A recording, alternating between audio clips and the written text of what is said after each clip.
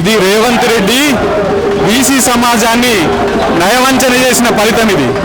మేమేమి 42% ఇవ్వమని అడగలేదు. మా పోరాటాలు మేము చేస్తున్న క్రమంలో వాళ్ళ మేనిఫెస్టోలో పెట్టుకొని ఇవాళ చట్టబద్ధంగా ఇస్తామని చెప్పేసి వాళ్ళు మోసం చేసిన ఫలితం. ఆగమేఘాల మీద 46 జీవో తీసుకొచ్చి ఇవాళ బీసీ సమాజాన్ని సంక్షోభంలోకి, అసంతృప్తిలోకి నెట్టివేసిన ఫలితం ఇది. ఇవాళ నేను ఆమరణ నిరాహార దీక్ష చేస్తున్నా.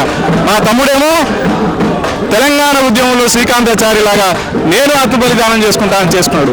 ఇవాళ సీఎం ఈ సంగతి బీసీ సమాజం ఎట్లాగో చూసుకుంటుంది, బీసీలకు నువ్వేమిస్తావో ఏమివో తర్వాత సంగతి. కానీ ఇవాళ నీ పాప ఫలితమే ఇవాళ ఈ కుటుంబం బలైపోయింది, ఈ తమ్ముడు బలైపోయిండు.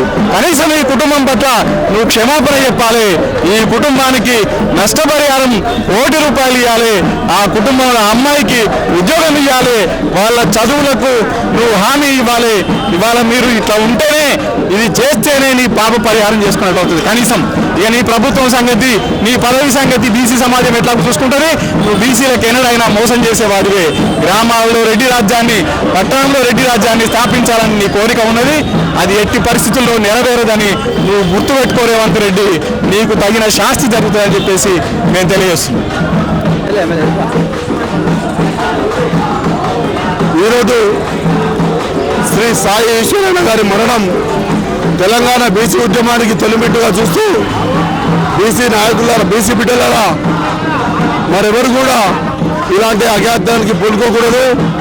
ఎందుకంటే మనం సాగుతోటి మన రాజ్యాధికారం సాధించుకోలేం. కాబట్టి ముఖ్యంగా మన ఓటు ద్వారానే మన రాజ్యాధికారం సాధించుకుంటాం. కాబట్టి ఎప్పటికున్నా ఇలాంటి ఆత్మాహుతికి స్వస్తి చెప్పి రాజ్యాధికారం దిశగా సాగాలంటే అనేకమైన దారులు ఉన్నాయి పోరాడడానికి.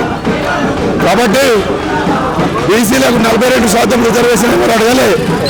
కామారెడ్డి డిక్లరేషన్లో రాహుల్ గాంధీ గారు వచ్చి ఇక్కడ రేవంత్ రెడ్డి గారు డిక్లరేషన్ చేయడం జరిగింది. బీసీలను నగ్గేయడం ఇచ్చిన రేవంత్ రెడ్డి ప్రభుత్వాన్ని దిమ్మ తిరిగే తీర్పు స్థానిక సంస్థ ఎలక్షన్లో ఇచ్చి ఇలాంటి పరిణామాలకు స్వస్తి చెప్పాలని చెప్పి రాజ్యాధికారం దిశగా అడుగు చేయాలని చెప్పి బీసీలను కోరుకుంటున్నాను. జై